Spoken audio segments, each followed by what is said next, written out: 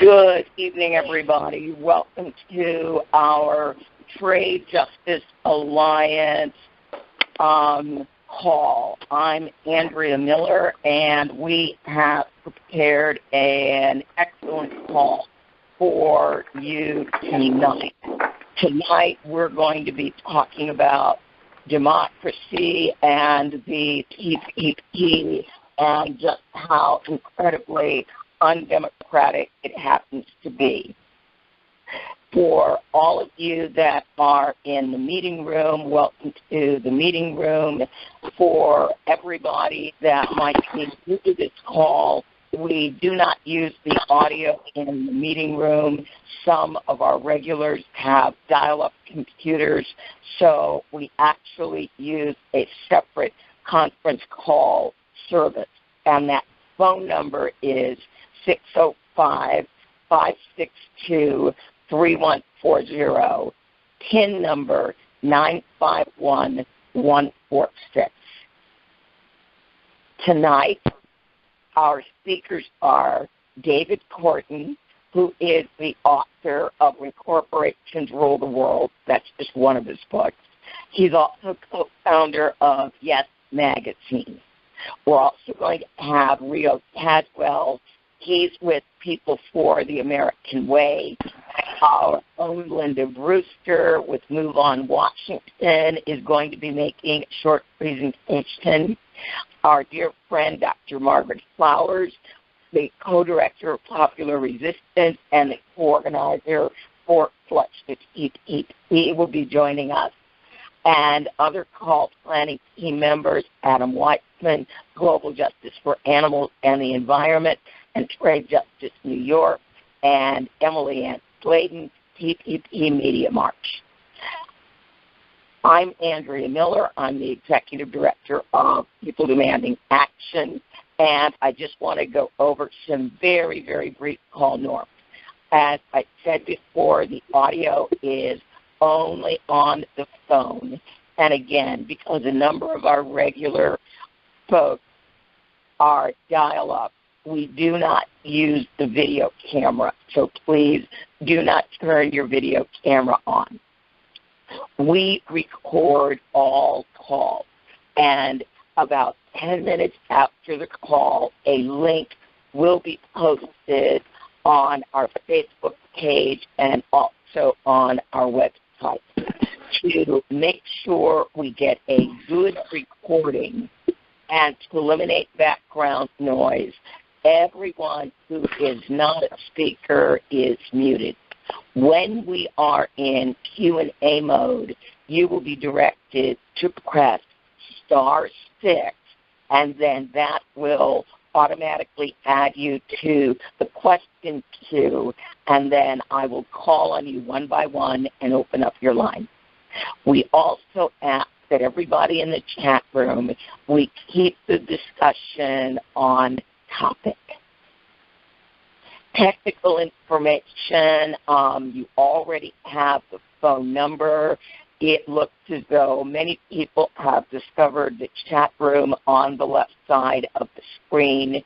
If you wish to download the PowerPoint, there is a share button at the bottom right of the screen directly below the list of people in the meeting room.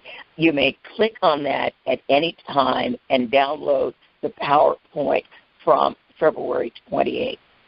After the call, we will, as I mentioned, include the link to the recording.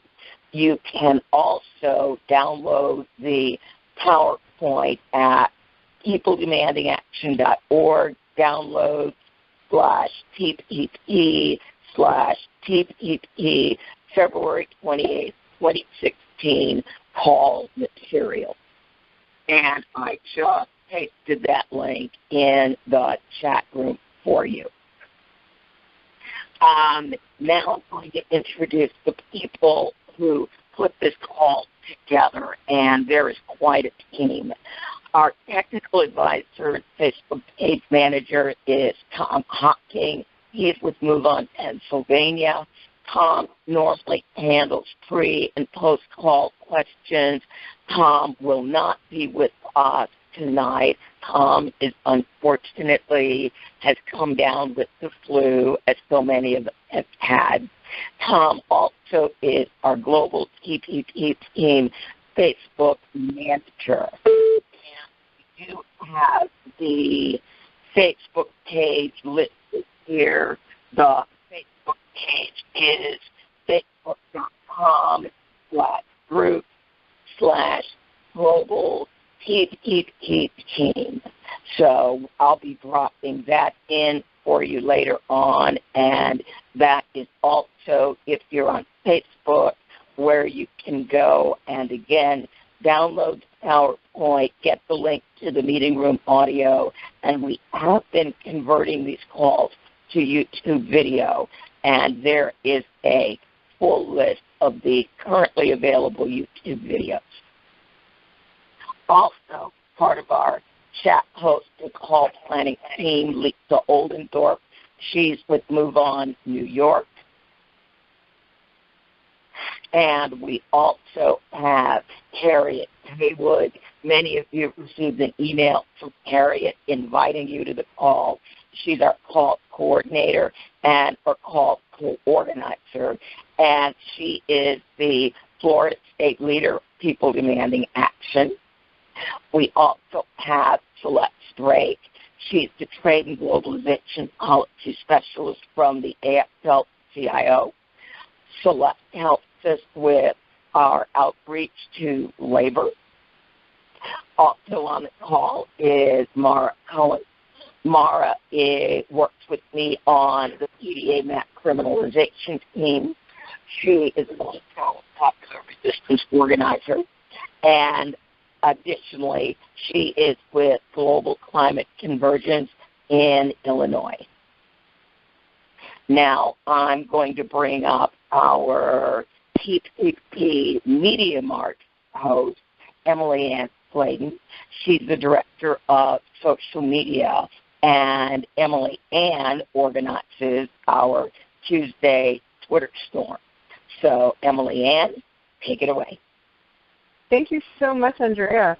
So please join us this Tuesday for our weekly TPP Tuesday Twitter Storm. Everyone with a Twitter account can join. This is the invite for this week. You can find this on the PDA, our page on the PDA America website, twitter.com, tiny.cc, TPP Media March, or you can just go to the TPP Media March page on Twitter and also find this invite. Please share this invite. Next slide, please. So before Tuesday, share the invite on Facebook and Twitter. When you go to the PDA America website, this is what you'll see. You simply click on the photo and drag it to your desktop, and then copy that, take it to Facebook or Twitter and post and help us raise awareness and bring people to the storm. Next slide, please. So this is how you participate in the storm. If you scroll down past the photo on the previous page, you'll just see a list of tweets. You just copy and paste the tweets that you like, all of them or whichever that you like, and post them to Twitter and press tweet, and then you will be participating in the storm. Next slide, please. Okay, every week I take a social media question for a social media tip of the week. This week I got, Dear Emily Ann, how can we bring the climate movement and the no TPP movement together better? This is a really great question. Next slide, please. I posted here some hashtags that you can use to connect with the passionate activists in climate and the no GMO movement and introduce them to Stop TPP. So here, a word about hashtags, they change all of the time. So I can provide hashtags for you on an ongoing basis. Right now, these are popular and good hashtags to use in your tweets. I've noticed that a lot of the people that are participating in our TPP Media March storms, they are failing when they're tweeting by themselves to use hashtags. So hopefully you'll get a copy of my PowerPoint tonight, and you can take these hashtags and use them in your own tweets during the week and follow people and have conversations with people and help connect with people on similar that are working on similar subjects that are related to the TPP and bring them into the activists on Stop TPP. Next slide, please. Something very important, we should be taking advantage of the activists for Bernie Sanders and also Hillary Clinton. I know that's not going to be popular, but hear me out. Okay, here's the best hashtags for Bernie Sanders right now. Now, if you look to the right, you'll see that the first 3 hashtags are for Hillary Clinton, the supporters of Hillary Clinton.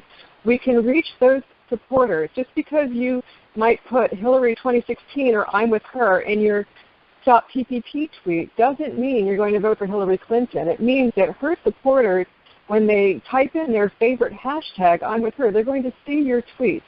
And they're going to learn about the TPP. And that's very valuable to us during the presidential election. These last 3 hashtags, a word, okay? Which Hillary, for example, has now fallen out of favor on Twitter. And when I put this slide presentation together 2 days ago, it was in favor. Now it's not. Okay, so hashtags do change.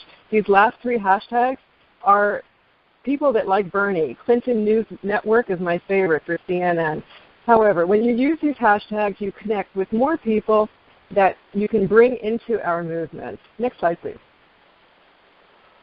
So please join us on Tuesday, storm with us, because seriously, the revolution will not be televised. It's being tweeted. Okay? Thank you so much, and I'll see you on Tuesday. Thank you very, very much, Emily Ann. Now, I want to bring up another member of our call planning team. Yes, it is a very, very large team. This is Linda Brewster. Linda is with Move On in Washington, and Linda is going to introduce one of our very special guests. Hello, everyone, and hello to David Korten. I'm starting at the bottom of the description of David Korten that he holds an MBA and PhD degrees from the Stanford Business School and has 30 years of experience as a development professional in Asia, Africa, and Latin America. He's really well known for his ability to frame alternatives to the cultural and institutional forces that drive the human species toward economic, social, political, and environmental collapse. You may know David as the co-founder and board chair of Yes Magazine, and maybe as co-chair of the New Economy Working Group. He's the author of numerous books, including Agenda for a New Economy, From Phantom Wealth to Real Wealth, the international bestseller When Corporations Rule the World, The Great Turning from Empire to Earth Community, and most recently, as you can see, he's a prolific author, Change the Story, Change the Future, A Living Economy for a Living Earth. I'm very honored to be welcoming David Korten to our call. Well, I'm absolutely delighted to be with all of you and to be part of this discussion about what I consider to be the foundational issue of our time. I want to start by noting that one of my conclusions is that we tend to be divided in the progressive community between many different issues. But when it comes down to the deeper frame, the environmental issues of living in balance with a living earth, a world of justice for all, and democracy are inseparable issues. We could go into a long discussion, but I would argue that no one of them is possible to achieve without achieving the others, and that must be foundational of our work. And I'm very excited that the focus today is on TPP in relation to democracy. Democracy versus authoritarian rule is something I wrote about in The Great Turning. It has a 5,000-year history of imperial rule. Our struggle for democracy is fairly recent, and as we currently experience, we have a long way to go before we actually get there. The current moment is very much a defining moment, both in that struggle but also for humanity in general, because time is running out for an essential human transformation of our relationships with one another and Earth. And the TPP is a deeply defining issue, as I hope we'll all be very clear on as we finish this session. Now, much of the TPP debate has centered on detailed technical arguments. All of these are valid and they are important, but the most foundational issue is that the TPP and similar trade agreements are about corporate rights. They're really corporate rights agreements that are negotiated by and for corporations. And they're about transferring the making and enforcement of rules from government of, by, and for the people to secret assemblies and tribunals of, by, and for global corporations. And I would argue, as I think many of you believe, more of our public presentation and arguments need to center on the democracy issue. And I'd be interested in discussing it at some point, but insofar as I am aware, there is no provision anywhere in any of these trade agreements that in any consequential way strengthens democracy, the rights and protections of people, living communities, or nature. They are basically all about strengthening corporate rights, and I would argue that any elected official who supports them is in violation of their oath to protect and defend the Constitution and is not fit to hold public office. And I say this coming from Washington State, where both of my senators, Maria Cantwell and Patty Murray, have been proponents of TPP and similar trade agreements. And my congressional representative, Derek Kilmer, is also in that same league. And it's not inconsequential that all of them are Democrats.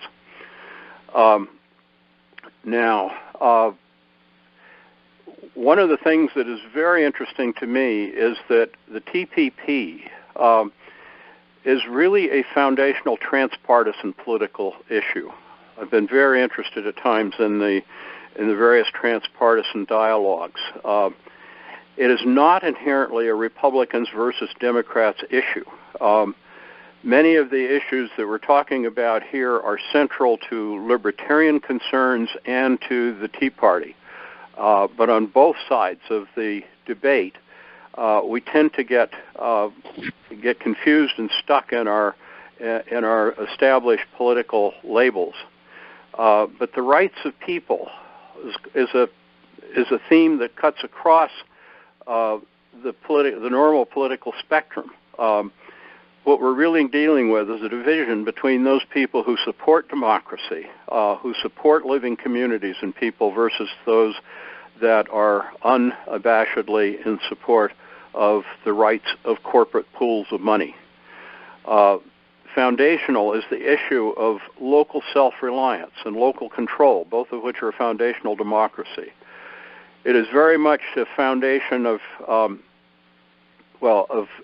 moving to small government, which is generally considered a conservative issue, ignoring the fact that it's big corporations that create the need for big government. We need the government to limit corporate excesses. They subsidize the corporate infrastructure. They're necessary to clean up the messes, the bad health, the poverty, unemployment, defense budgets, police protection, and so forth that are all outcomes of corporate rule and corporate excess, and including the securing corporations against the liabilities of their wrongdoing. And of course, the conservatives tend to be against welfare, and of course, the biggest welfare drain of all are the corporate welfare queens. You think of those who define themselves religiously. To me, living Earth is God's creation. So if one cares for God's creation, one must be concerned about the environment and nature. The issues of national sovereignty, which are very much a conservative issue, and the issue of transparency. And one of the things that I call us all to do is be mindful in our framing of the issues of framing them in ways that we can actually connect with legitimate conservatives who are not just using conservatism as a mask for advancing corporate rule. Now, let's see okay, yeah. Let's go to the next slide. This is, I want to talk a little bit about the brief history. My book, When Corporations Rule the World, came out in 1995, and it was when I was deeply involved with the International Forum on Globalization, which was a major movement at the time, building an international consensus on what is really behind these stories. It was the time of the struggles around NAFTA and the World Trade Organization.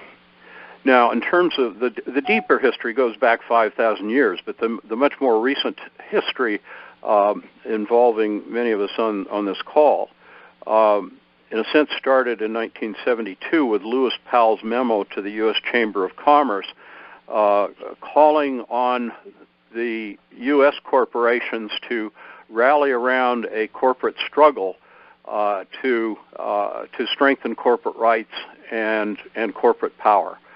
The international side of this played out particularly through the Reagan and George W. Bush administrations. The international agreement was aimed at the third world, and this is where I became familiar with it because at that time I was working in international development, living abroad in Asia, and began to see how the World Bank and the IMF were reshaping national governments and reestablishing the dynamics of traditional colonialism and a new colonialism of corporate rule through, one, getting countries deeply in debt, and then stepping in as the debt collectors around structural adjustment to advance a corporate takeover of national resources and markets, a cutting back of welfare programs, and so forth, the beginnings of the agenda that we now see playing out through international trade agreements.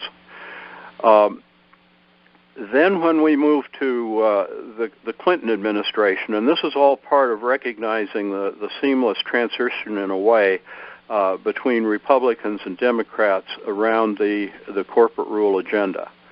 In 1994 to 2000, we saw the Clinton administration had pushed through NAFTA, the North American Free Trade Agreement, and they were pushing the establishment of the WTO. They were also at that time pressing a multilateral agreement on investment, which we were ultimately able to stop. But all of these having the same basic elements of strengthening corporate rule at the expense of democracy. These were all crafted in a similar way. They all involved essentially corporations gathering in secret global assemblies with their wish lists of the new rules that they would like to serve their interests, negotiating the text. There are always government representatives who actually held the floor, but they were really acting on behalf of these corporate representatives, negotiating text among the corporations to best serve their common interests, and do it in a way that circumvents domestic political processes. So these were an extension of what had been happening in third world countries, but were now moving in the direction of global agreements that bypassed all the normal democratic processes except to certify the final agreements. They all involve stripping away the ability of people to control their own national resources, to set their own national priorities, and interpret their own rules and enforce their own laws. And of course, these agreements include provisions requiring the countries that sign them to bring their domestic laws into alignment with the international agreements. And once in place, they can only be eliminated by agreement of the participating countries.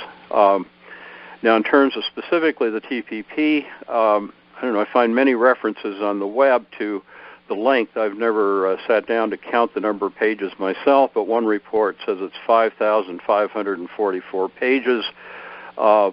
all of these rules and provisions, basically as it's written, override the U.S. Constitution, and at the minimum, they should require the same approval process that a constitutional amendment requires, but in fact they're subject to simple up or down minority vote. It's just extraordinary that we could even anticipate, in a sense, changing our whole legal structure simply by an up or down vote of Congress.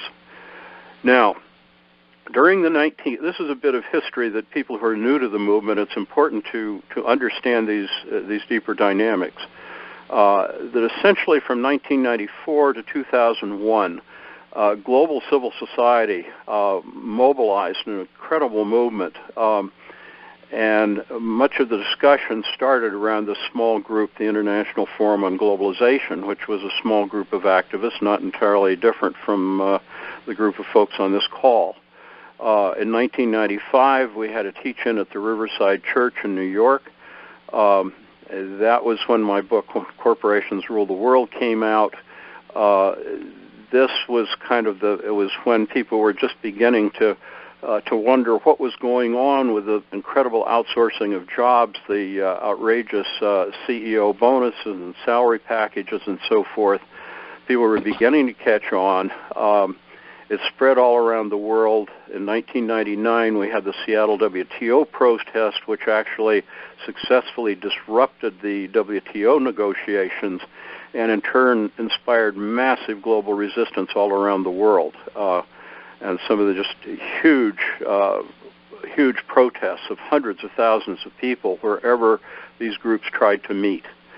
Now, I think there are not too many people that remember that then on September 11, 2001, in the attack on the World Trade Centers, there was a massive global crackdown on dissent. And it launched a whole new era in which the push for restoring and strengthening global empire became centered around military domination, the use of military force, more than around these international economic agreements. The movement got fragmented and confused. We became sidetracked because we lacked a clear historical framework connecting the issues, and we were, of course, under the immediate threats of wars of military domination and the wars that the Bush administration pushed in Iraq and Afghanistan.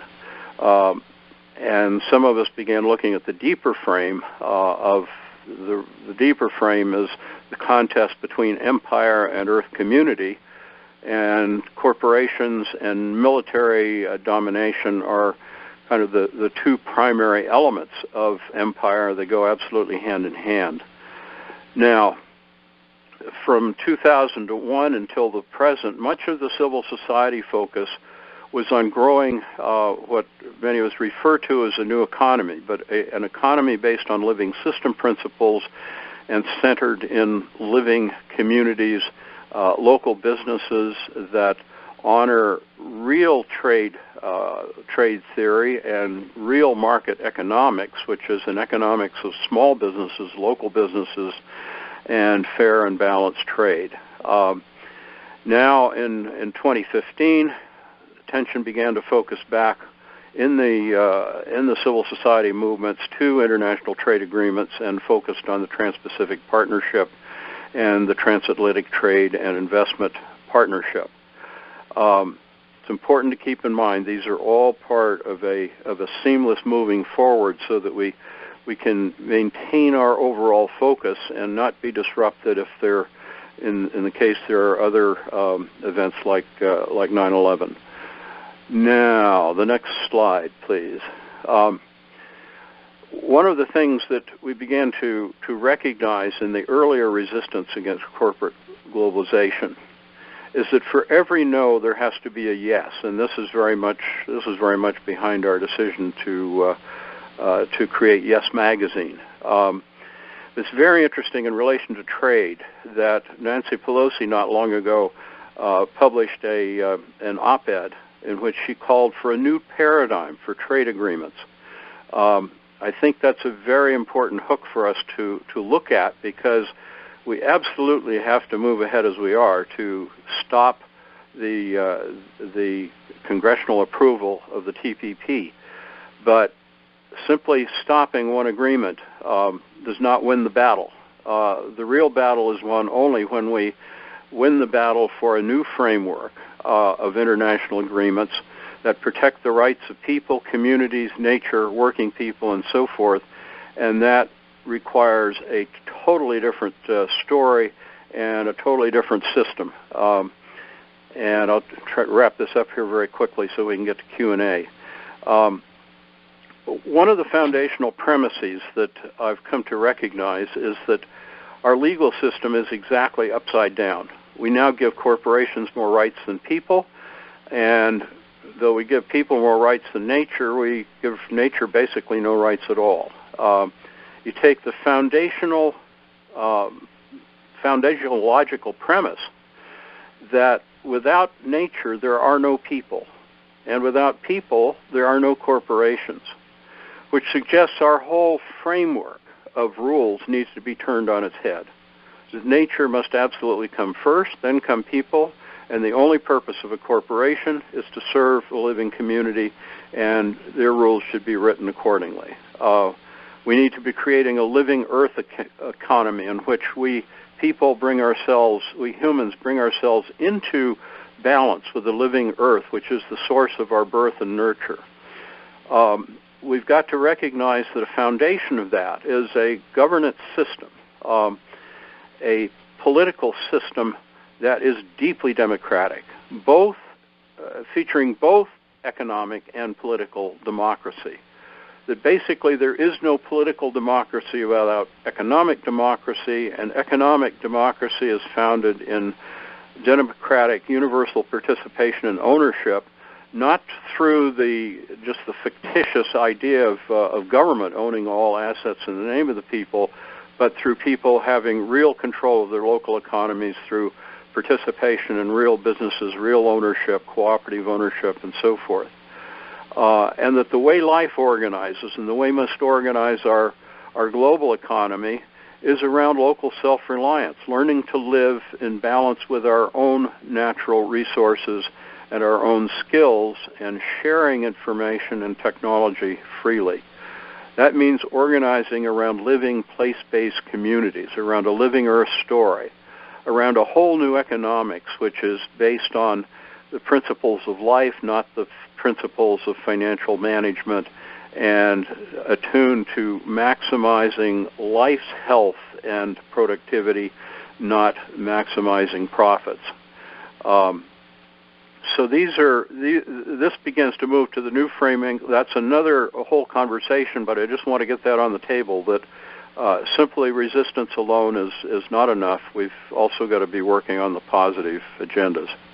So with that, let's turn it open for the time we have remaining for this session to Q&A.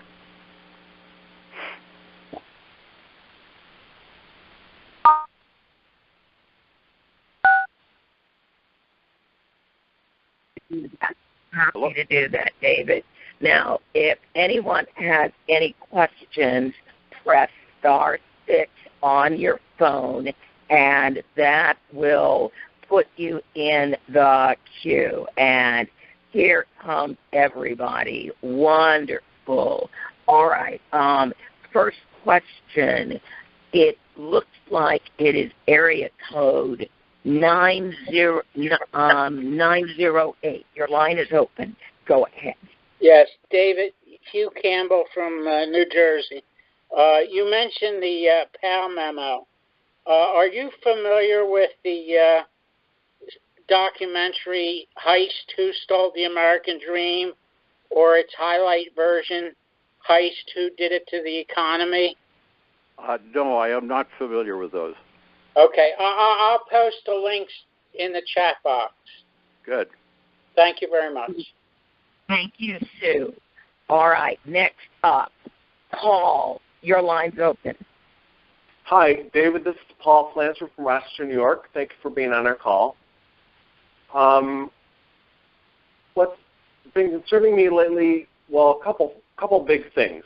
One, of course, is these trade agreements, in particular the TPP. The other thing is climate change.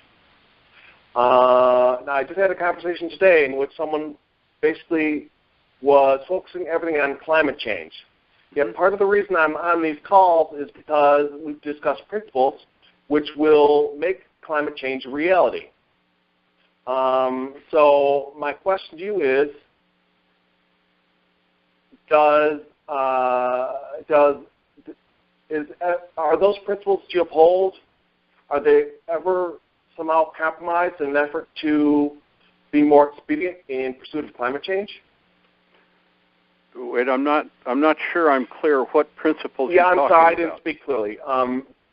Climate change, we've discussed how one of the consequences of these trade agreements is climate change. Yes.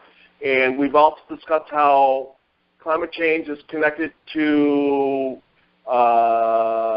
corporate involvement in getting money and drawing quick profits and not being concerned with the consequences. Mm-hmm. My question to you is there an argument which says we have to fix climate change in such a way that once we do that, then we can worry about these other problems? Does that make any sense? It makes sense, except for the fact that, we absolutely have to deal with climate change, but we cannot deal with climate change without dealing with democracy, because the rights are the rights are centered on corporations, money-seeking corporations, and at the same time, we're not going to have democracy as long as we have this extraordinary concentration of economic power and ownership. Now that creates an absolutely daunting challenge, and yet it starts by changing the story. My most recent book is called Change the Story, Change the Future. And we're currently living a sacred money and market story that says that money is wealth, making money creates wealth, the faster we make more money, the wealthier we all become, et cetera, et cetera. And, of course, that's why we give corporations power, because they are the money makers and the rich are the job creators and so forth. But that's all based on a totally bogus assumption that money is wealth. Real wealth is living wealth of the living earth and a living community. And that's where we need a different story that brings to the fore the fact that we humans are living beings born of and nurtured by a living earth, that life exists only in community, and the community of life that is earth creates the very conditions essential for more complex forms of life, which include the composition of Earth's environment, the stability of our climatic systems, and so forth.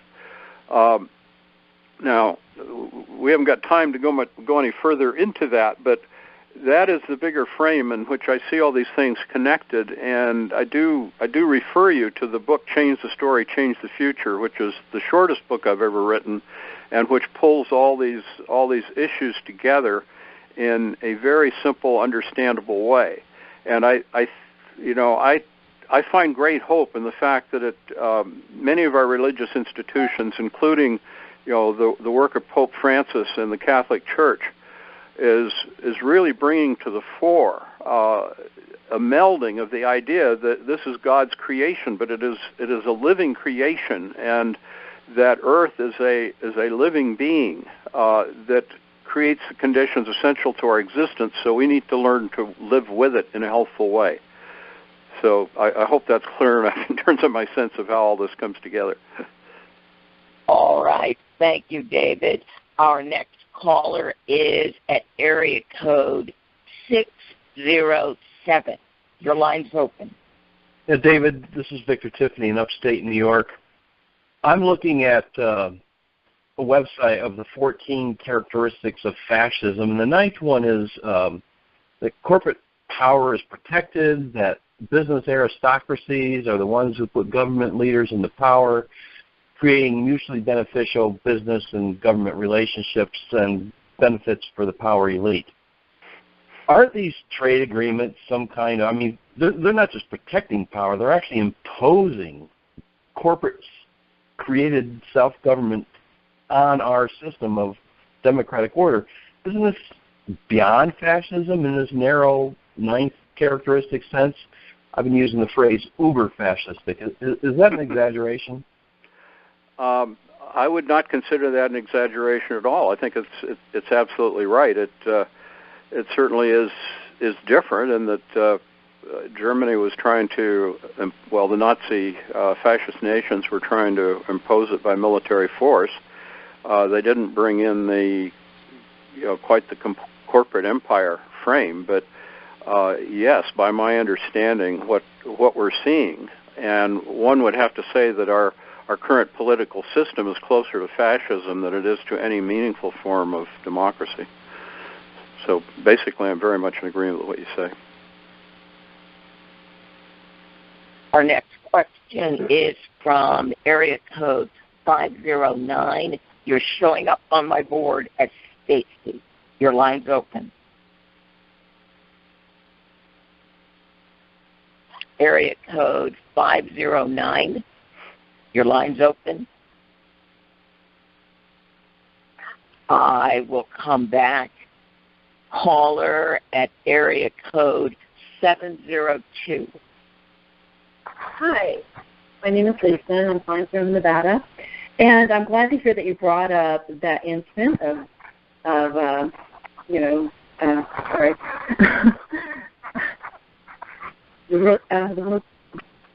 Twin Towers, 9/11. I just feel like we are one step away from total totalitarian takeover with one more incident like that. Would you agree? Wait, I'm not sure I understood the question.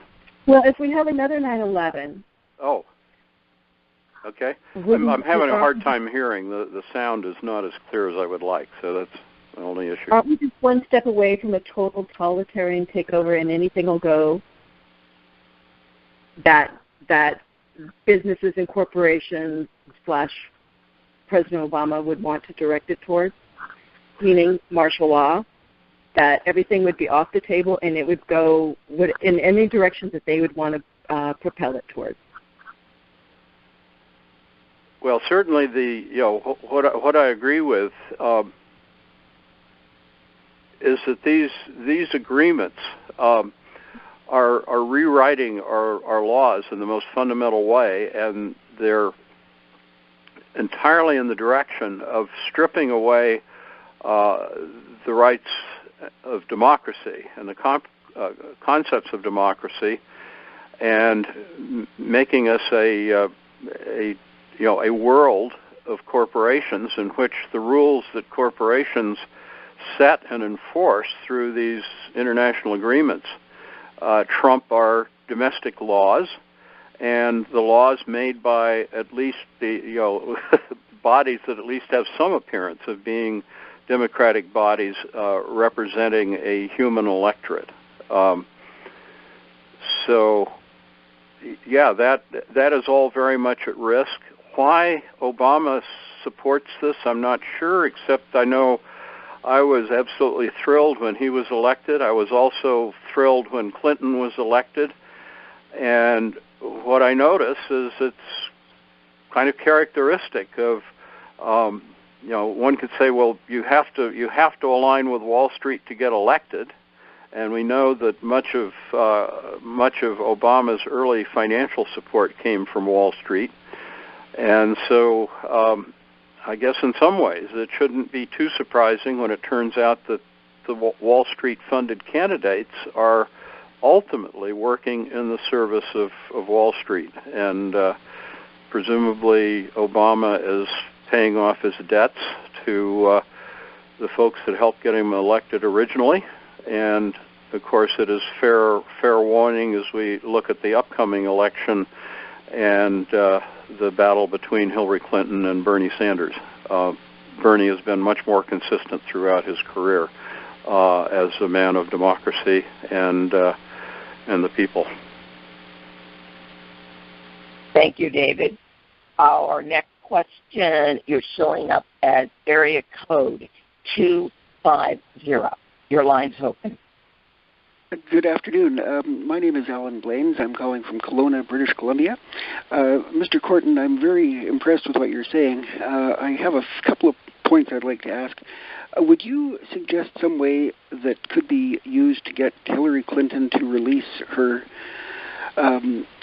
transcripts for her speeches that she's made before her large contributors that she is saying she doesn't feel the need to make those disclosed? I feel that would be somewhat useful in clarifying the issues between her and Sanders.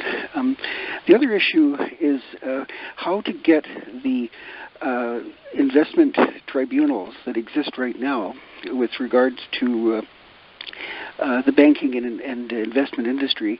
There's just been a report released this month from the OBSI in Canada. It's the Ombudsman on Banking, Securities and Investment. It had 12 submissions in its public consultation, and all 12 from national organizations across the country made it really clear that these tribunals are just phony charades. They completely disregard common law and criminal code rules, and they just basically are an insulator for predatory corporations that use deceptive practices to exploit their clients. I'm wondering if you might know of any studies in the United States that would be similar to the OBSI in Canada. Like, is there an ombudsman for banking in the United States that would have done public consultations where those kinds of studies would be public information? Well, I think that latter is an extremely good question. I would have to say I don't know because I'm not that deeply into the specific legal issue. It sounds like something that the public citizen would likely have information on. In any event, we should be taking those Canadian results and broadcasting them as broadly as possible in the United States, as well as I assume you're doing that in Canada. And I would urge folks to see if we have a similar study. In terms of Hillary Clinton, I would just simply take her refusal to share her transcripts of her presentations at face value. That if she were totally innocent of saying things that might reveal her connections to Wall Street, that she probably has good reason to not want to release them. At the same time, I kind of align with Tom Hartman that if she comes out being the Democrats' candidate, she's certainly likely to be better than anything that the Republicans are offering, and so I would be inclined to not do anything to hurt her too badly. Now, I want to go from there to a much deeper issue, which I've learned from my experience abroad, as well as experience here in the United States.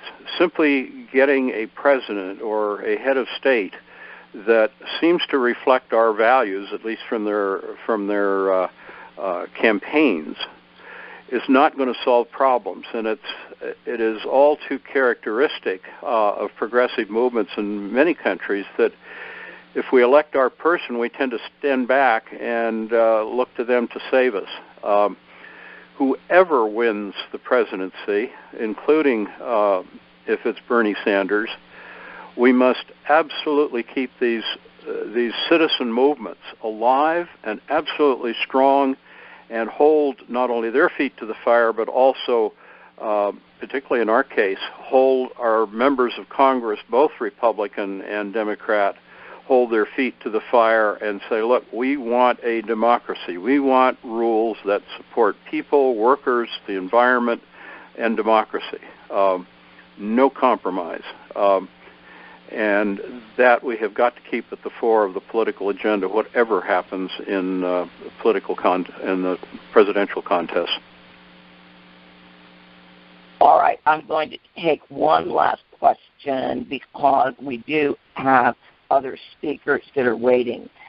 Caller at area code 401. Go ahead. Yeah, this is Christopher Curry in Pasco, Rhode Island. I've been trying to find a legal organization that will challenge the constitutionality of Obama's fast-track law, because these so-called trade agreements are in fact treaties, which require a two-thirds majority vote in the Senate in order to be ratified. And simply by calling them trade agreements, he's bypassing that constitutional requirement. And I'm finding that the ACLU doesn't want to touch this issue with a 10-foot pole. I'm looking for some other legal organization that would be willing to file a lawsuit to get this declared unconstitutional. I think that's extremely good cause and absolutely called for. It is just unconscionable that these are put through with the power of treaties, but circumventing the processes for approving treaties. Just as I think they should have to pass the requirements for a constitutional amendment, since they seem to supersede the Constitution. If there is any such group that's a candidate, I don't know what the group is, but I would encourage anyone on the call to introduce that information into the chat session if you have thoughts. And David, thank you so very much for spending time with us this evening. Rio, are you on the line? I'll give you a moment to unmute if you are. Rio, are you on the line? Looks like Rio may not be here. Well, then what I'm going to do, because I sit in the exact same meeting that Rio does, Rio, one last call. Are you on the line? I'm going to clear the queue. Rio, if you're on the line and you did not call in using the special number, press star 6, and I'll see you in the queue and unmute you. Otherwise, I'm watching the queue. I'm not seeing him. It may be that he wasn't able to make it tonight. So what I'm going to do is I'm going to talk about two movements that are going to be occurring in April. There is Democracy Spring, and I have the website at the bottom of the screen, www.democracyspring.org.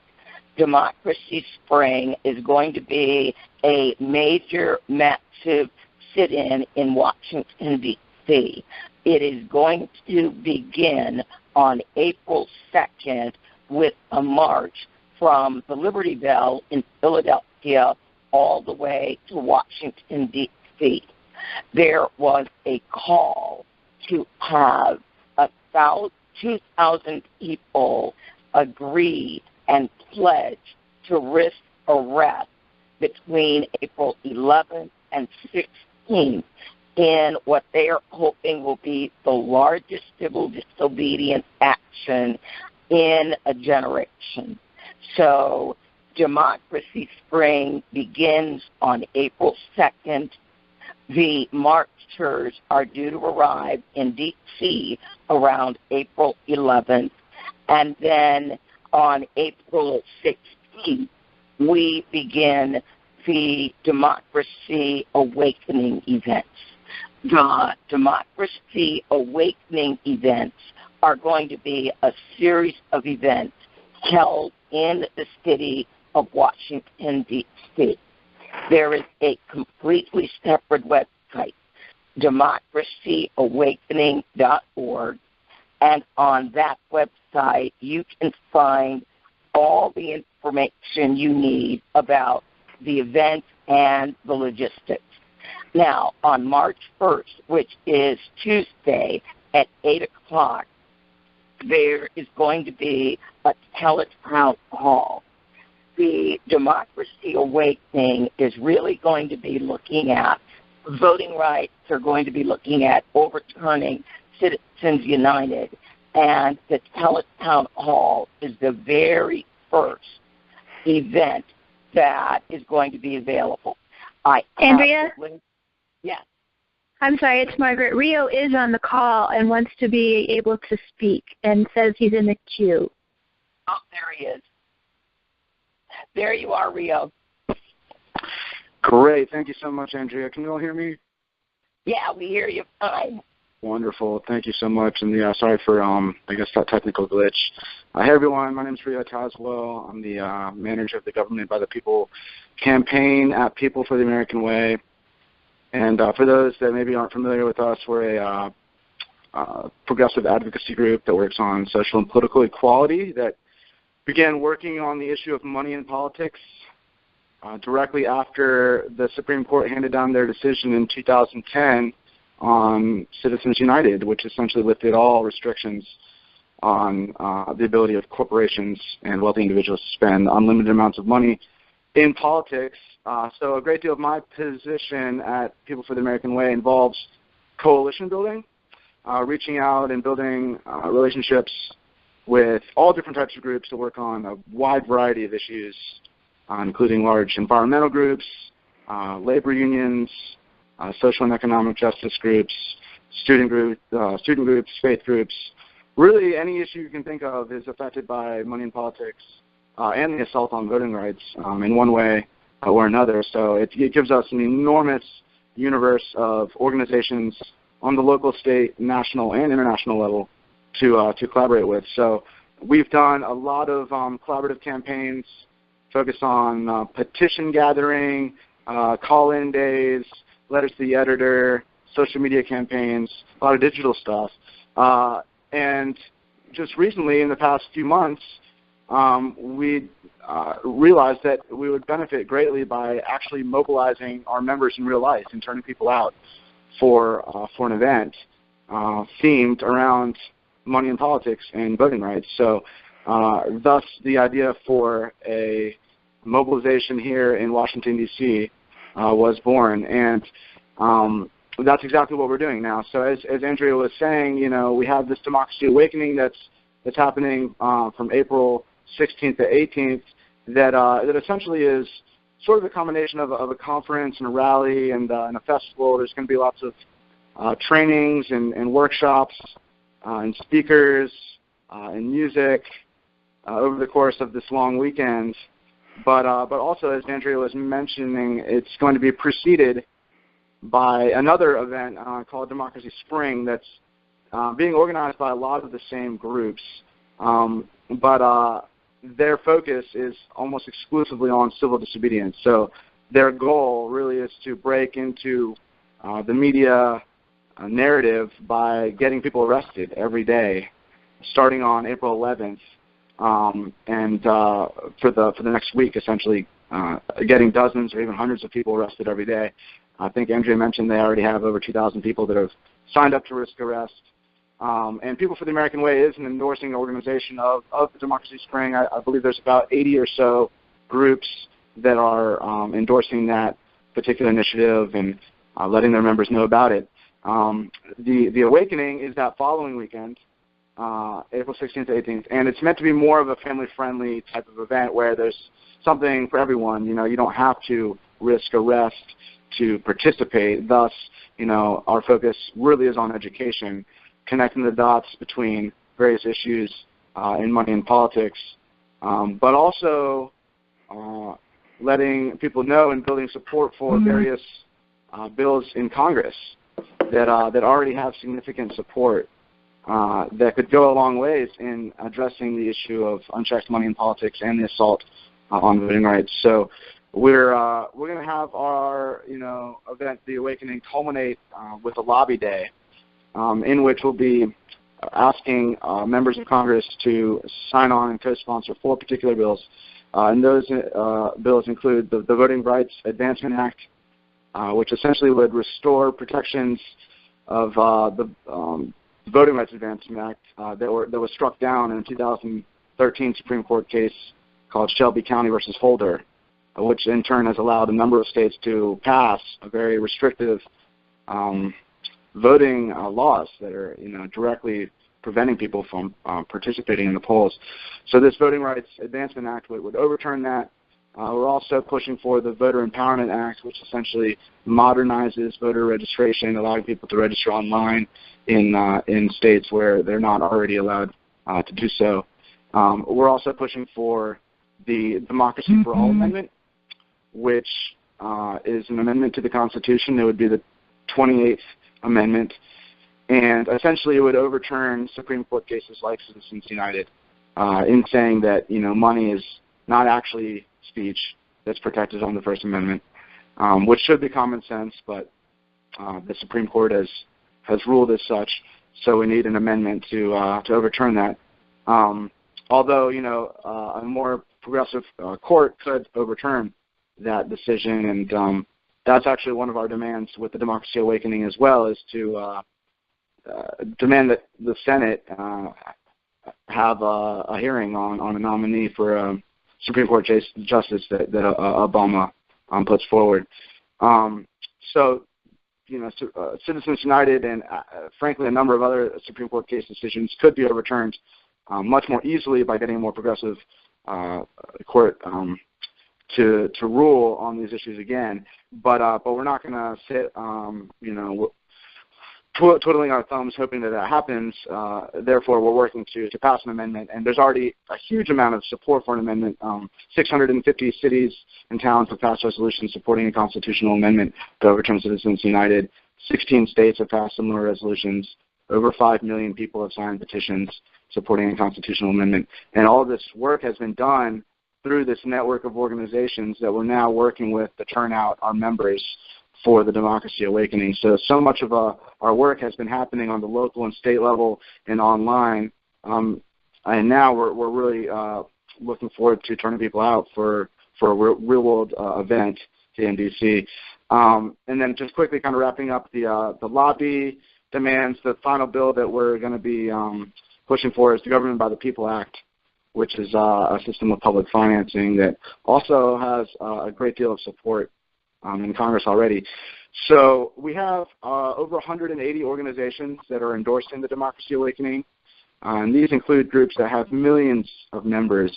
Collectively, we probably reach tens of millions of people. We're talking about, the NAACP, Greenpeace, Sierra Club, big labor unions, like the Communication Workers of America,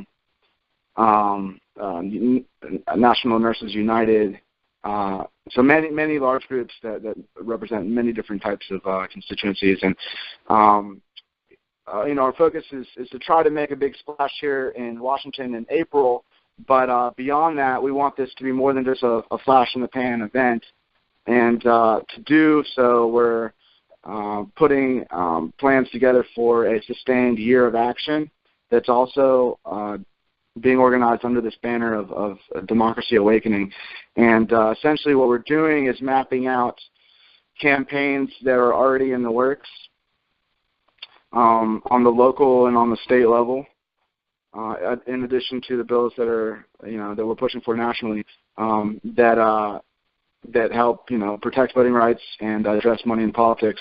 And fortunately, there's an incredible amount of work that's already happening on the local and state level, and we've developed this database that tracks all these various campaigns and records which organizations are playing a lead role in these various campaigns, and includes the contact information of individual organizers and staffers at these different groups, so that we can plug people in with these campaigns as they become aware and bought into this overall Democracy Awakening. So following April, we're really excited about plugging people into these initiatives, and hopefully scaling them up and translating them ideally into some electoral victories in November as well. So that's the Democracy Awakening in a nutshell. I think Andrea was mentioning that on March 1st we have a teletown hall that will be framed around the Democracy Awakening in the Year of Action. It's being hosted by the Democracy Initiative, which is a coalition of many different groups that are, putting time, energy, and resources into democracy issues. And some of the speakers on this teletown hall include Annie Leonard, who's the executive director of Greenpeace, the president of NAACP, president and CEO Cornell Brooks, former Secretary of Labor Robert Reich will be speaking as well. He's also on the board of Common Cause. And then one of our board members, again, I'm at People for the American Way, Mary Frances Berry will be speaking as well. And she's actually a former chair of the U.S. Civil Rights Commission. And then additionally, the executive director of Sierra Club, Michael Brune, will be speaking as well. So that's happening on March 1st, Super Tuesday, next week, at 8:30 p.m. Eastern. I can send around an RSVP link and other information about that to folks. But if you're interested in knowing more about the awakening or attending or promoting it to your personal networks, or if you're with an organization other than PDA, then we would love it if you wanted to become an endorsing group. I can send around some links that can allow that to happen. But if you just want to read more about the awakening in general, please check out the website. I believe Andrea may have mentioned it, but it's democracyawakening.org. The Democracy Spring, which is the civil disobedience focused one that's happening earlier in the month, also has a website. It's democracyspring.org. But yeah, please do check out those two sites, Democracy Spring and democracyawakening.org. And you will find contact information there as well if you're interested in helping to turn people out for, to get people on a bus. We have buses coming from many of the major cities on the eastern seaboard, in addition to some other large population centers. We're hoping to turn out thousands of people for this and really demonstrate the power and the growing influence of the democracy movement. I mean, as we've seen in this election cycle already, money in politics in particular is becoming a very salient issue, and people are recognizing the fact that money in politics is preventing us from making progress on many different issues, and in some ways it's sort of like an underlying fundamental crisis that needs to be addressed before we can effectively deal with climate change or income inequality or any number of other issues. So the Democracy Awakening and this coalition that's making it happen is really a reflection of that awareness, and certainly our members and the American public in general is very much on the same page as us as well. So we're excited about this as an opportunity to build momentum, if not really penetrate the media narrative and hopefully influence the outcome of the election in November. So yeah, I guess if anyone has any questions, I'd be happy to answer them. All right, and again, if you've got questions, *6, and I will put you on the queue. I will put you on the queue. All right, and here comes everybody. All right, excellent, excellent. Let's see. Dr. Laura. Hey, hi. Hi, Rio. Very nice hearing you talk over the phone. I'm in Chicago, and I'm a big election integrity specialist here with the Ballot Integrity Project, the Illinois Ballot Integrity Project. So is there any way we could convince you to put on that list of, goals, really, we just need to get rid of them like Ireland did.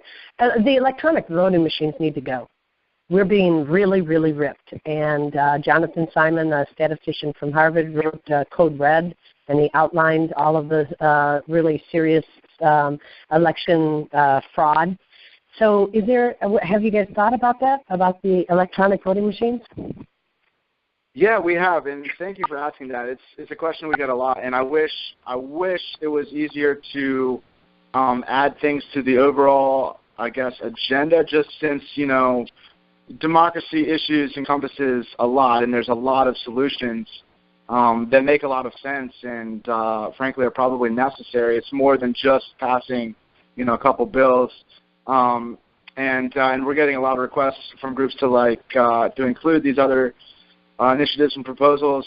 Basically, it's a question that has to go to the steering committee, and I am happy to pass that along to the steering committee folks. I do it almost on a weekly basis, and the response I've gotten so far is that I think we need to figure out sort of a way to represent all these other policy proposals that are very much in the wheelhouse of reforming democracy and reflect them somewhere on the site because there's a lot that make a lot of sense. But at the same time, we're trying to, have this be kind of a big tent event that is asking people to build consensus around particular pieces of legislation. And with these really big groups, it's very difficult to do that. So I wouldn't be surprised if these 4 bills are the only ones that stay on the website. But I think, and I'm certainly pushing for an expanded sort of policy agenda that we can point to some way, somehow, whether it be on the website or through press releases or even just workshops and whatnot at the actual event. But if you could send me more information, then I'd be happy to flag it for the steering committee. But it's definitely not my decision. But it's sort of a balancing act. Dr. Laura, the elimination of electronic voting machines is part of H.R. 12, the Voter Empowerment Act. I am with you. Hate those things, want them to go away and cease to exist. So H.R. 12 restores us 100% to auditable paper ballots. Next question I have, you're listed as Karen. Well, area I was thinking of the subject regarding spreading political awareness. Well, I really have almost no faith about the practicality of the late April protest thing, since the treaty would be ratified on April 3rd. But regardless, when it comes to even the recent thing, like trying to prevent it from being ratified, it involves spreading awareness. And the problem is frankly, it's almost impossible to get people to protest unless there's coverage, and the media is basically doing almost a complete blackout. Social media, for example, Twitter has even started to some degree to employ certain forms of censorship. Reddit sometimes does shadow banning and stuff like that. I've heard some sites like Democracy Now! And freespeech.org and things of that kind of nature, but how do you keep this issue like something where everyone is aware of it, and how do you spread it to large numbers of people? Most people don't even realize this thing's even happening. Okay, I'm done. Yeah, so I guess it's a tricky question to answer. Clearly there's a huge bias in the media, and I think there's a lot of truth to what you're saying as far as there being a blackout of coverage around progressive campaigns focused on solutions. There's a lot of talk about money in politics in the media, but not very much about practical solutions that we can look to and support today. I share your concern about that lack of coverage. I guess I don't want to come across as naive. I don't think we were expecting to get sensational coverage about this. We have a working group comprised of the communications directors and staff at dozens of groups that are collaborating on reaching out to journalists that cover this issue and making sure that they know about it moving forward, kind of as it draws closer, so that we can hopefully get some good coverage before it happens and then as it happens. I have faith that we'll get some coverage. We'll see. Obviously, there's a certain amount of the situation that's just out of our control. But one thing that is very much more so in our control is social media, and we are looking to have a pretty savvy strategy when it comes to social media. And that includes partnering with some for-profit progressive Facebook pages that have enormous reach, sort of like Upworthy and other pages sort of that mold.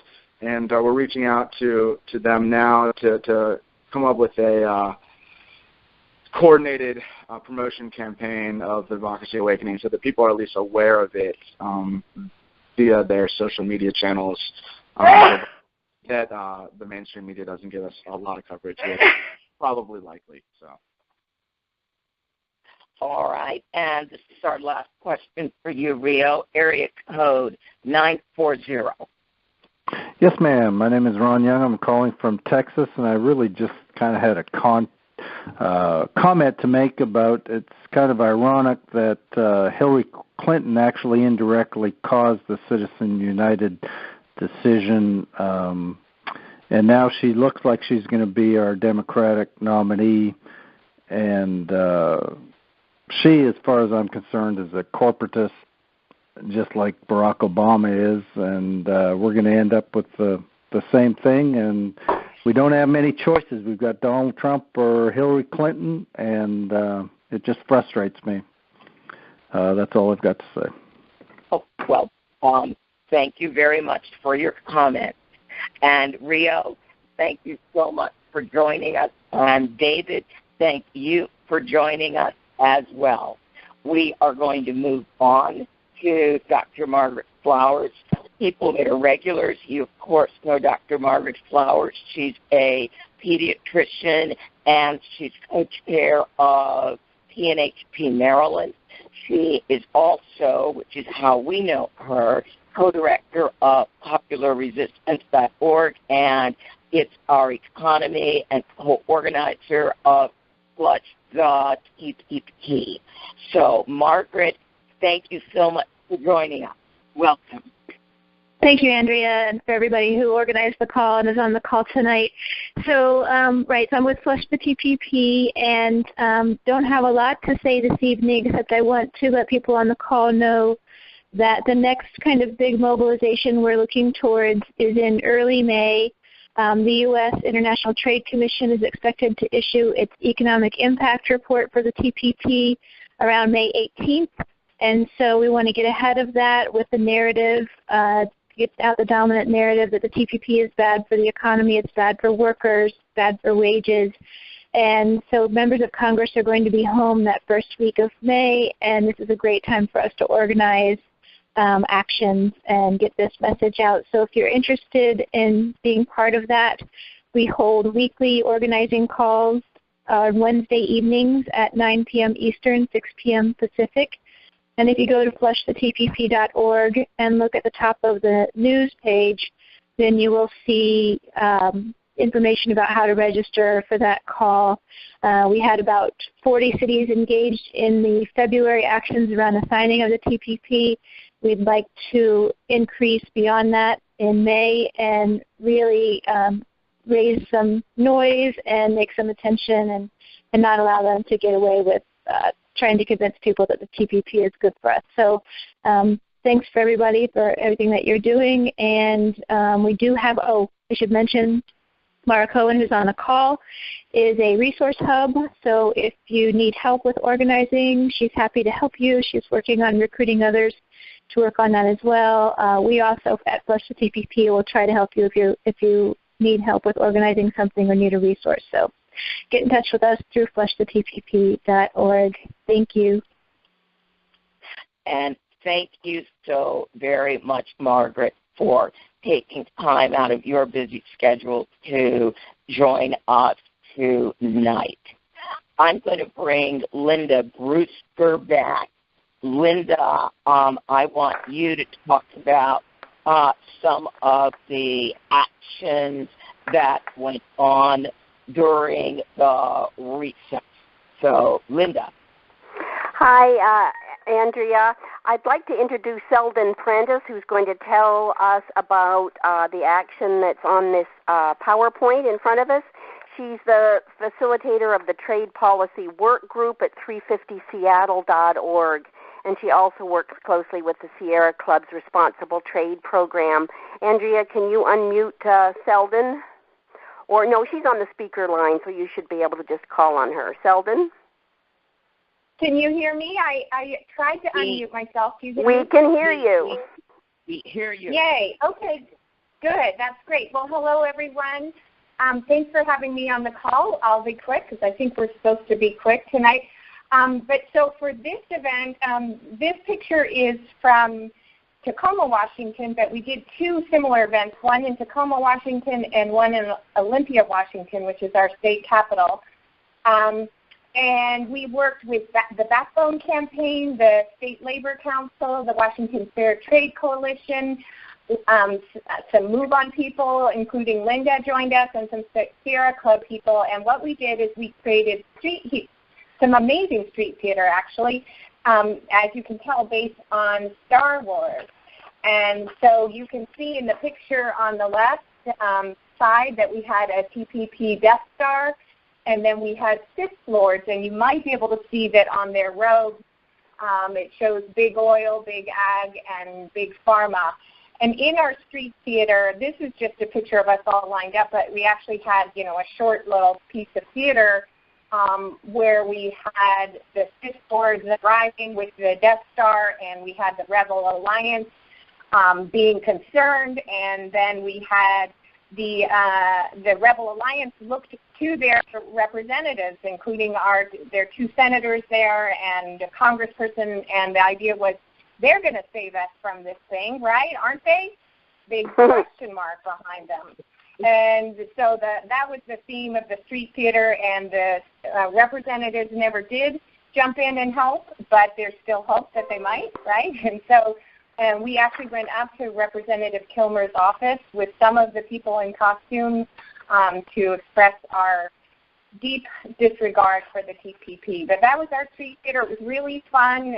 We did get a lot of attention from the media. We heard earlier about people saying it's hard to get media attention. We did, perhaps because of the Star Wars theme. I'm not sure, but it was great. Thanks, Eldon. That was wonderful. And next I'm going to introduce Stacy Coffey, who's a volunteer with WAMEN.org, and which is Spokane moved to amend the Constitution, and more recently has been battling is with the group Spokane against the TPP. Take it away, Stacy. Stacy, you should be able to speak unless you've muted yourself. Stacy, I just unmuted you. Okay, Stacy, go for it.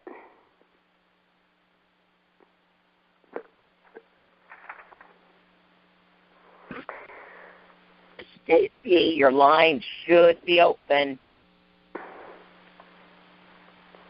There. Oops. Okay, Stacy, are you have you unmuted yourself? Stacy was supposed to be in the speaker's room, and so she may have... She did call in with the speaker pin, so yes, she did that. Well, I can maybe stand in for Stacy, although I can't even close to do her justice. This was one of several visits that her group made to the lobbies to lobby the representatives during that week. And I think the first day they presented them with a Valentine with a beautiful rhyming thing, which I don't have access to, but it was very sweet and funny about the TPP. And this day they presented the congressional staff with a pizza and a charming little letter that said, "Dear hardworking congressional staff, it's lunchtime. Enjoy a complimentary pizza. Sorry, we can't say where the meat came from, or what drugs were used on the livestock, or what herbicides or pesticides are included, or what untested GMOs. It's all legal, so it must be safe to eat, right? Just so long as all the corporations involved make a profit for their shareholders, which, of course, a vote for the TPP will ensure. Bon appetit, your constituency in Spokane against TPP. P.S. Take home a slice or two for your kids' lunch tomorrow." So that was her action. I thought it was very creative and made a great point. Now, I believe, Adam, you had a couple of people on stack to make report backs from your area as well. Yes, that's right. Would you like me to introduce them, Linda? Sure. Yes. Sure. Great. I'd be happy to. Okay, so we'll start in New Jersey with Wendy Getz, who many of us know as a stalwart in the fight to get Congressman Scott Garrett a very conservative New Jersey Republican, to come out against TPP. Wendy and her comrades in the 5th Congressional District of New Jersey were successful in getting Congressman Garrett to come out against Fast Track, and now they're working to get him to oppose TPP. So Wendy is going to tell us a little bit about some of her efforts during the week of action. Wendy, are you on the? Well, I guess Wendy, you're going to be calling in from the. If you can stack yourself by pressing star 6. Wendy, star 6. Yep, and then we can open the line to you. Wendy, are you with us? Okay, while we're doing that, I'll introduce the other person who's going to be joining us. That is Jonathan Rubin. Jonathan is an activist on Manhattan's Upper West Side, where he works with groups including the Park River Independent Democrats, and he was one of several activists who recently visited Congressman Jerry Nadler, who is generally a friend, a Democrat who is generally friendly to the fight against unfair trade deals, but they wanted to really encourage him to put a position in writing. And so Jonathan will be telling us about their visit during the week of action. So Jonathan, if you'd like to give that report, press star 6 on your phone, and you'll be queued up. Your line's open. Great. Is this Wendy or Jonathan? Yes. Hi. Can you hear me? Yes. Go ahead, Jonathan. Yes. So we went into Congressman Nadler's office about a week and a half ago. 4 of us from Trade Justice New York Metro. We're also connected with New York City Friends of Clearwater, the Environmental Sloop Club locally here in New York City. And we were passed along a statement of Congressman Nadler's opposing TPA and the TPP. The TPP, just like its predecessors, will simply help multinational corporations and further impoverish the lower and middle class here at home. June 12, 2015, Washington, D.C. Today, Congressman Jerry Nadler, New York 10, ranking member of the House Judiciary Committee, Subcommittee on the Court's Intellectual Property and the Internet, and senior member of the House Transportation and Infrastructure Committee, voiced his strong opposition to Trade Promotion Authority, TPA, which would fast-track the Trans-Pacific Partnership Trade Agreement. His statement is prepared for delivery on the House floor follows. Mr. Speaker, I rise in opposition to the Trade Act 2015 H.R. 1314, which would fast-track trade agreements, such as the Trans-Pacific Partnership, by allowing them to pass Congress by a straight up and down or down vote without any possibility of amendment. Ever since NAFTA in 1993, these so-called trade agreements have been sold to the American people on the same propaganda that will boost exports, and increase jobs. Yet the results have always been the same. Although we might increase exports somewhat, one of our biggest exports has been American jobs. Any claims to the contrary are not worth the paper they're written on. For starters, these are not really free trade agreements. A true free trade agreement would consist of no more than a few pages simply listing the dates on which tariffs for various commodities would be eliminated. In fact, these agreements consist of thousands of pages of negotiated provisions which history demonstrates have benefited multinational companies while destroying millions of American jobs and depressing American wage levels. Without adequate labor, environmental, and human rights standards, our trading partners can and do pay their workers 30 cents per hour, make their goods cheaper by dumping waste products in the river, and murder workers who try to join a union. No wonder factories in the United States close and move abroad. No wonder our balance of trade becomes calamitous.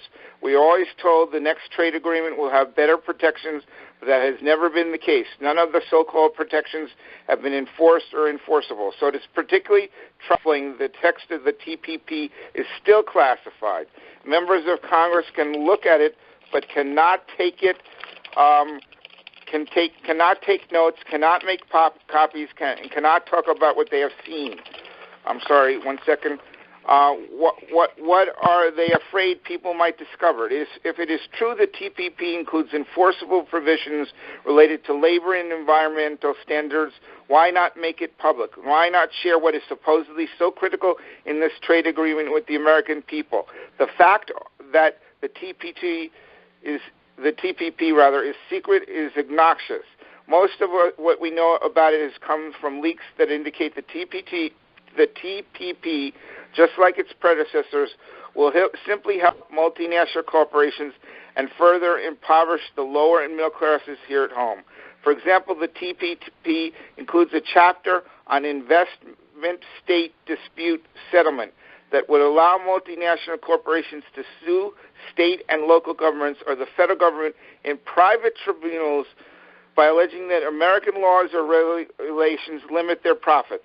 Companies like Philip Morris can sue for compensation for loss of sales because of cigarettes labeling laws. Companies could sue to avoid enforcement of the minimum wage or factory safety or consumer laws.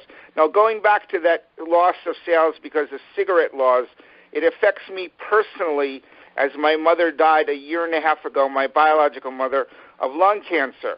So I'm not worried about Philip Morris's profits. I'm more worried about the sharing of safeguards and information with the public. And I think that that's one of the things that Philip Morris and all those cigarette companies that made their millions did not do very effectively. And to continue on about Congressman Nadler's statement, according to the USTR, the TPP will also include new rules to ensure fair competition between state-owned enterprises and private companies. This could lead to privatization of various public services. And just this week, the House voted to repeal our country of origin labeling law after the WTO ruled that it discriminated against Canada and Mexico, raising even more questions about the consequences of these trade agreements on the sovereignty of our nation. These questions are only the tip of the iceberg and highlight the need for open and honest review of the TP rather than blindly facilitating its passage. The Constitution grants Congress the power to regulate foreign commerce. We must not see that authority to the executive branch and abdicate our responsibility to protect the public interest. If the TPP is as beneficial as its supporters have claimed, it should be able to withstand scrutiny in the light of day and a full debate in Congress.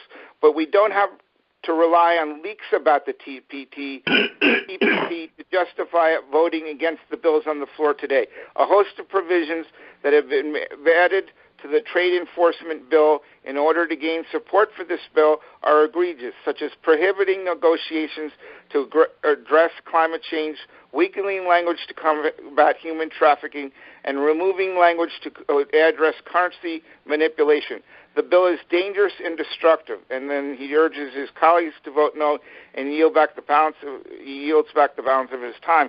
One last thing that I've noticed as an environmentalist is also that these countries with the TPP that have supported it already are very happy about the fact that here in New York they think that they might be able to sue to get our current governor, Cuomo, to change the law or change the policy of not fracking in the state of New York. This state is a fracking national and international battleground with the Marcellus Shale in western and upstate New York, and it's rich in reserves possibly of oil.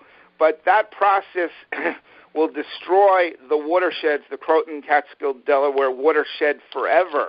And these corporations think it's their rights rather than human rights to have that profit. Thank you, Jonathan. I hope I didn't spend too long. Thank you, Jonathan. Wendy, your line's open. Go ahead. Thank you. Well, up here in northwest New Jersey on February 18th, we did a Love Fair Trade letter to Congressman Garrett. I was joined by 3 other folks, Liz Nelson, who most people know drove around the Frackmobile around the country for the last few years, and 2 other concerned constituents. We represent, and you can find at Facebook group, New Jersey 5, Garrett Constituents Against the TPP. And we dropped a letter with a rose, and I came home and made a movie that weekend as well, as we have been courting Congressman Garrett for 1 year this month. Earlier in February, our F4 event and 50-hour vigil did receive good press, and we broke through a lot of the press barriers, and we even have one more article coming up. And I am happy to report and very thankful for the beginning of David's presentation this evening, because I am reaching across those bridges and speaking to some the local Tea Party group, because I am the only person actively out in the open speaking against the TPP. They have asked me to come and address them as well, and I will be bringing up points and working with Adam in the next couple of days to refine that presentation. And I look forward to next week's call as well. Thank you very much, Andrea, and everybody. Well, thank you very much, Wendy. Wonderful. Adam, yes. We are now ready for your presentation. Unless you've got some other folks. Yes, no, I'm ready to go. So thanks, everyone. Great to have the opportunity to present some of the work that we're proud that some of the folks in our region are doing. Just a note for folks on the audio, we discussed this in the chat, but the letter that you just heard, or the statement that you just heard, that was floor testimony that was delivered last summer by Congressman Nadler in opposition to the vote for Fast Track Authority. And part of the reason this effort is going on right now to reach out to Congressman Nadler is to ensure that he will lend as strong a voice to the fight against TPP itself. Of course, unfortunately, as a result of Fast Track, our members are limited in terms of how much time they can devote to some of this kind of powerful floor testimony, because Fast Track rules limit total floor debate in the House to 20 hours, which Congressman Alan Grayson says if every member decides that they want to testify, that would mean 88 seconds per member of Congress. And that's exactly because the Obama administration does not want to have this kind of in-depth review of the issues facing this and the implications of this trade agreement, like the kind that Jonathan just presented to us from Congressman Nadler. And that's exactly why people like Jonathan are working to get the congressman to speak out on this issue now, so that we can really denounce this agreement to the point where it will never go to a vote in Congress.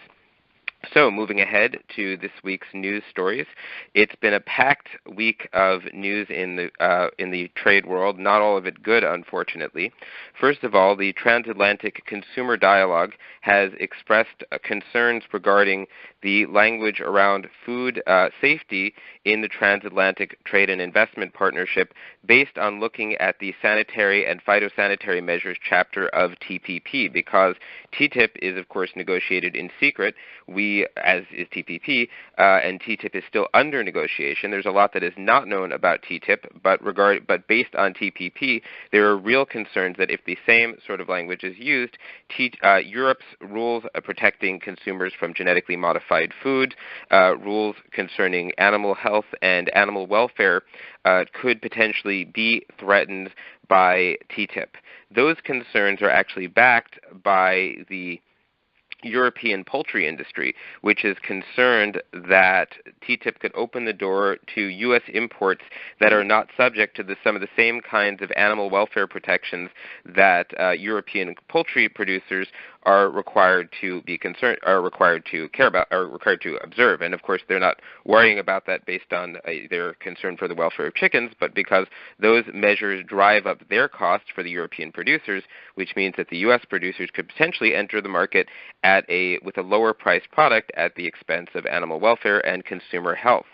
Also in TTIP news, TTIP, of course, is the Transatlantic Trade and Investment Partnership, the agreement currently under negotiation between the U.S. and the European Union. There is leaked secret papers suggest that the European Union is preparing to offer a 97% cut on tariffs, cutting 97% of domestic tariffs to zero. That is in response to an offer made by the United States to cut a similarly huge percentage of tariffs. So the so potentially this even though we've heard that that's specifically 87.5% in the U.S. offer. So while we've heard that tariffs are not necessarily the biggest issue in these trade deals, they're still a considerable issue.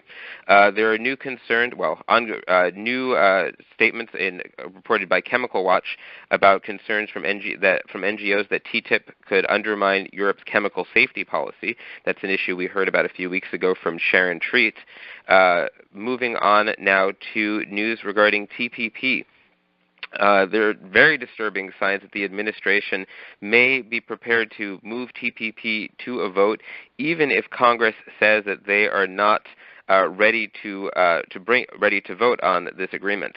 The National Economic Council Director Jeffrey Zaintz is, I'm pronouncing that right, is spinning the propaganda coming out of the Peterson Institute report that we lose $77 billion every year, that TPP isn't passed. So they may just try to strong-arm the agreement through and hope that they have the votes.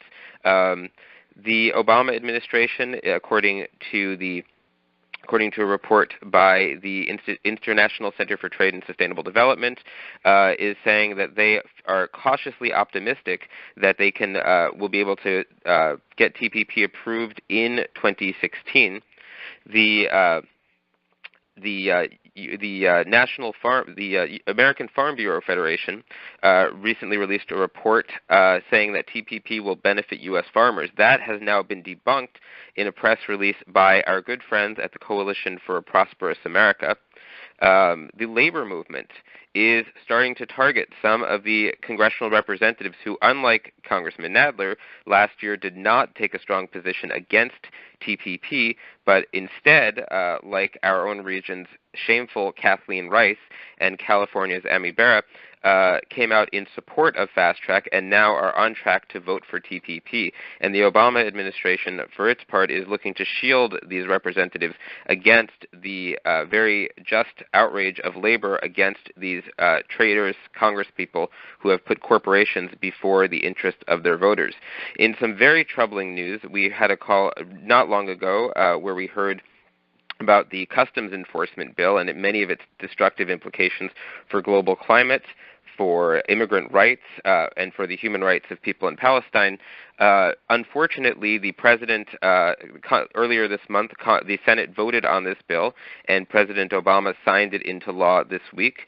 There are particular concerns that in the bill as written, not only would this bill actively discourage trade relations and trade agreements with countries that are observing a human rights-based boycott and divestment and sanctions campaign against Israel, but potentially this could extend to boycotts covering not only Israel but also boycotts relating to businesses to Israeli businesses operating in the West Bank and Golan Heights, which is disturbing in light of that it runs counter to U.S. policy on the settlements. So moving ahead and we'll hopefully be getting back to more discussion of the implications of the customs enforcement bill in future calls. In WTO news, World Trade Organization news, another bad news story. The World Trade Organization delivered a blow to India's solar power program on Wednesday. India has a major program for solarization. Unfortunately, the U.S. challenged this policy on the basis that it includes provisions for supporting local production, and so that was considered an unfair barrier to U.S. producers, giving an unfair advantage to India's domestic solar producers. So President Obama, while claiming to be a champion for fighting climate change, is undermining this major program to fight climate change in one of the most densely populated and populated countries on the planet.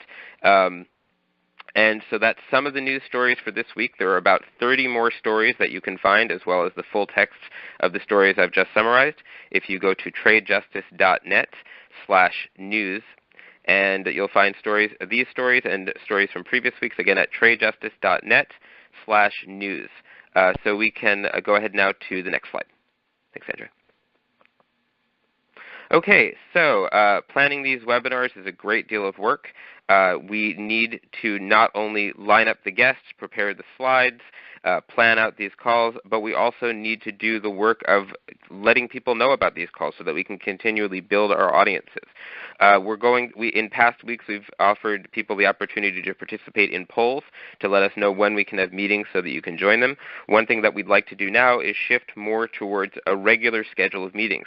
So one way that you can help us do that is if you can email me, adam@tradejustice.net, if you would like to be on either the call planning team or the call promotion and outreach team. Let me know which team you'd like to be on. You can be on both if you'd like. And let me know what days and times are best for you for participating in our calls.